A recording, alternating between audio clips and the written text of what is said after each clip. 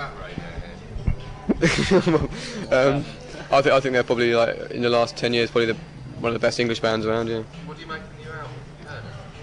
Oh, it's alright. Yeah, it's okay. It sounds very much like Aphex Twin to me. Well, it's Aphex Twin, DJ Shadow, and stuff like that. I think they're very concerned with, you know, being at the cutting edge of what new music is, and people like Aphex Twin to DJ Shadow to even Moby, I'd say, like, they're the sort of people that are doing, like, really, like, maybe modern things, you know, in terms of, like, incorporating mixing with real live music, mixing techniques and stuff.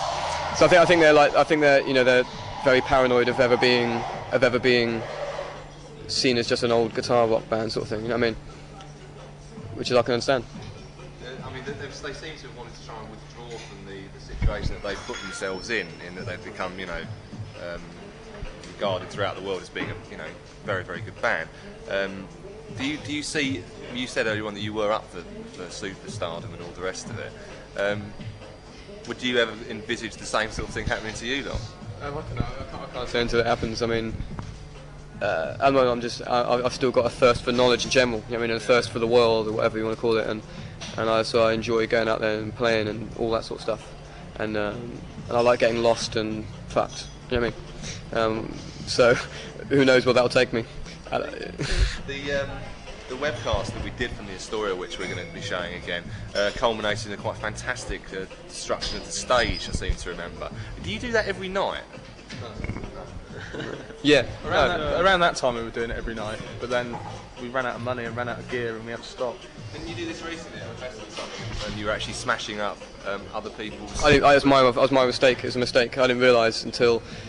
I thought it was our own bass amp, but I thought it was our own gear, and I was on it, and I was pushing it over, and some guy was going, "Get off!" like giving me loads of shit, and I told him to like piss off, yeah, and I didn't realise it was his amp, and that was bad, really bad, because I felt really bad about it for a few days, and everyone, you know, so that was like, you know, that sort of like the sort of realisation that maybe it's time to slow down in that department. Okay, it all came to a head when you smashed up a Wurlitzer.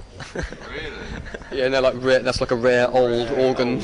70s organ. I don't know. It's nice to get carried away on stage, you know, just like, you know, just do whatever you want and be totally free. It's about letting go of all your inhibitions, you know.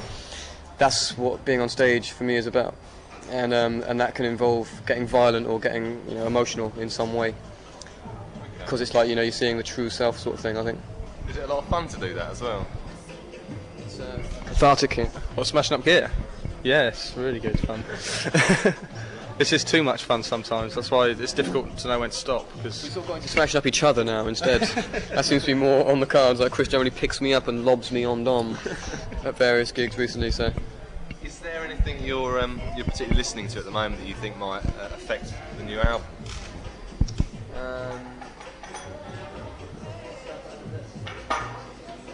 Things like, well, I'd say like maybe things from like Tom Waits to Daft Punk. Jimi Hendrix experience. Rage Against the Machine. Yeah, Rage Against the Machine, the last album. What did you make of the Mercury situation? And were you sort of, you know, Bad As Your Boy winning, and people like Coldplay who came around the same sort of time as you, they went on to get a nomination. Does it ever bother you about these sort of things, getting nominated? Well, I've only recently found out what it was anyway, so I don't care. I mean, I did Mercury Prize Award. I mean, I've never really heard of them. But it's sort of like a big industry thing, really, though, isn't it? It's just like all. I don't know exactly how it works, but it's very sort of. It doesn't seem to have anything to do with the public. So, I mean, it just seems like a pointless thing, really. It just seems like an excuse for the record companies to get together and, yeah, and kiss each other asses or whatever. I don't know. So you weren't bothered then? No. I honestly wasn't really aware of it. I heard that Bad As Your Boy won Mercury Prize and Coldplay were up for it, and I didn't. That was the first I heard of it. So.